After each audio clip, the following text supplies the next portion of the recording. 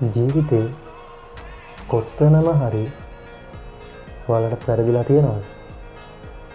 අනිවාර්යයෙන්. අපි හැමෝටම ජීවිතේ කොහේ හරි වැරදිලා තියෙනවා. මොකද ඒක සාමාන්‍ය දෙයක්. අපි හැමෝම මිනිස්සුනේ.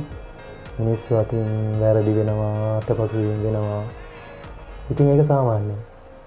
ඒත් එහෙමයි කියලා අපි වැරදිච්ච තැන් ගැනම හිත ජීවිතේ කඩා වැටෙන්න ඕනේ නෑ.